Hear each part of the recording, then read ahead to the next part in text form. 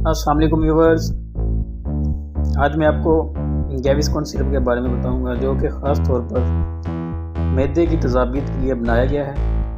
ये एक बोतल में होता है जिसमें 120 मिलीलीटर ये मौजूद होता है और इसकी कंपोजिशन में सोडियम एल्जिनेट रहता है और पोटाशियम बाइकार्बोनेट इसमें 200 मिलीग्राम पाया जाता है। अच्छा, आपने जब भी सिरप को इस्तेमाल करना है तो बोतल को पहले एक दफ़ा शेक ज़रूर करना है, यानी हिलाना ज़रूर है। हिलाने के बाद 1 से 2 चम्मच इस्तेमाल कर सकते हैं, वो भी दिन में 1 मरतबा खाना खाने के बाद। और इसका बेहतरीन टाइम रात के वक्त है। जब आप सोने लगे तो सोने से पहले इसके 2 चम्मच पी लें। और जो बच्चे 12 साल से कम उम्र के हैं इनको इसका इस्तेमाल ना करवाएं।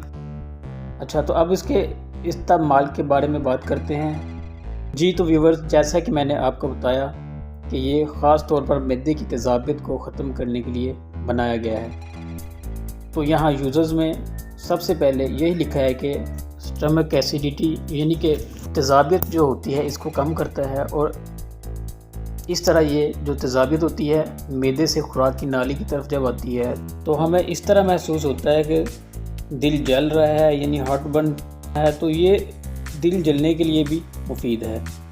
और इसी तरह जिन लोगों का अपसेट स्टमक होता है, यानी कि इनको मैदे में तकलीफ़ होती है, दर्द होती है, तो वो भी गैविस्कॉन सिरप का इस्तेमाल कर सकते हैं। और जिन लोगों को बदहज़मी होती है, बदहज़मी किसी भी वजह से हो सकती है, या तो खाने में मिर्चें ज़्यादा होंगी या खाने में घी जो है वो ज़्यादा होगा।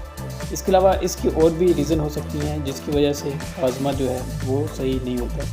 तो हाजमे के मसले के लिए भी गैविस्कॉन सिरप बहुत ही ज़्यादा मुफीद है। तो व्यूवर्स, इसके साथ साथ इसके कुछ साइड इफ़ेक्ट्स भी हैं। इसके इस्तेमाल से आपको लूज़ मोशन हो सकते हैं, यानी डायरिया हो सकता है।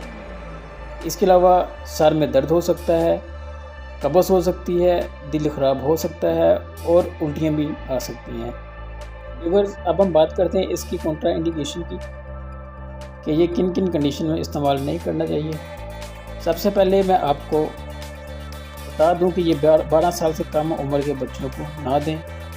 इसके अलावा उन लोगों को भी ना दें जिनको हाइपरकैल्सीमिया की बीमारी है। हाइपरकैल्सीमिया इस तरह की बीमारी होती है जिसमें कैल्शियम लेवल बहुत ज़्यादा हाई होता है, तो वो भी इसका इस्तेमाल नहीं कर सकते। इसके अलावा जिन लोगों को गुर्दों के मसाइल हैं वो भी इसका इस्तेमाल ना करें, और जिन लोगों को जिगर के मसाइल हैं वो भी इस्तेमाल ना करें। इसके अलावा प्रेग्नेंट औरतें भी इसका इस्तेमाल ना करें, और जो औरतें अपने बच्चों को दूध पिलाती हैं वो भी इसका इस्तेमाल ना करें। दोस्तों, उम्मीद करता हूँ कि आपको हमारी आज की वीडियो ज़रूर पसंद आई होगी। अगर वीडियो अच्छी लगी हो तो चैनल को ज़रूर सब्सक्राइब कर दीजिएगा और बेल आइकन के बटन को प्रेस कर दीजिएगा।